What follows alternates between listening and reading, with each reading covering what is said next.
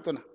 ఇవాళ నేను మిమ్మల్ని అడుగుతున్నా, కృష్ణ, గోదావరి, యమున, గంగా, సరస్వతి అన్ని నదుల పేర్ల మీద మన ఆడబిడ్డలకు పేర్లు పెట్టుకుంటున్నాం. అవునా? మన ఇంట్లో ఆడబిడ్డ పుడితే కృష్ణానో, కావేరో, గోదావరో, సరస్వతో, గంగానో అని నదుల పేర్లు మన బిడ్డలకు పెట్టుకుంటున్నాం. ఏ తండ్రి అయినా ఆయన బిడ్డకు మూసి అనే పేరు పెట్టుకున్నాడా? ఇన్ని నదుల పేర్లు, పవిత్రమైన నదుల పేర్లు మన ఆడబిడ్డలకు పెట్టుకున్నప్పుడు మూసి అనే రివర్ పేరు ఏ తండ్రి అయినా బిడ్డకు పెట్టుకున్నాడా? ఎందుకు పెట్టుకోలే?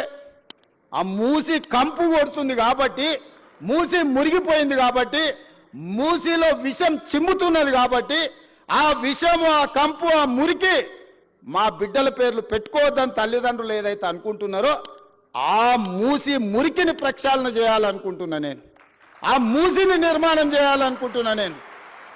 ఎందుకు యమున, సరస్వతి, గంగా, కావేరి పేర్లు పెట్టుకున్నప్పుడు మూసి అనేందుకు మన బిడ్డలకు పెట్టుకోకూడదు? ఆ మూసిని అద్భుతంగా నిర్మించినప్పుడు తప్పకుండా తల్లిదండ్రులు వాళ్ళ బిడ్డల పేర్లు మూసి అని పెట్టుకుంటారు. అంత అద్భుతమైన నిర్మాణం మనం చేసుకుందాం. నిర్మాణ క్రమంలో మల్లన్న సాగర్లో 14 ఊర్లను ఖాళీ చేసి 60,000 ఎకరాలు మల్లన్న సాగర్లో ల్యాండ్ ఎక్వేషన్ జరగలేదా? కొండ పోచమ్మలో జరగలేదా? రంగనాయక సాగర్లో ల్యాండ్ ఎక్వేషన్ జరగలేదా? నాగార్జున సాగర్ నిర్మించినప్పుడు ల్యాండ్ ఎక్వేషన్ జరగలేదా? శ్రీశైలంలో మా కొల్లాపూర్ మునిగిపోతే 92 జీవో ఇచ్చి ఇప్పటికి ఇంకా ఉద్యోగాలు ఇవ్వని కేసులు పెండింగ్ ఉన్నాయి. శ్రీశైలం కట్టినప్పుడు నిర్వాసితులు కాలేదా? ఇవాళ మూసి నిర్మాణం చేస్తే కూడా కొన్ని వేల మంది, 5,000 మందో 10,000 కుటుంబాల్లో నిర్వాసితులు అయితే నిర్వాసితులను ఎట్లా ఆదుకోవాలో సలహా చెప్పండి అని నేను అడుగుతున్నా.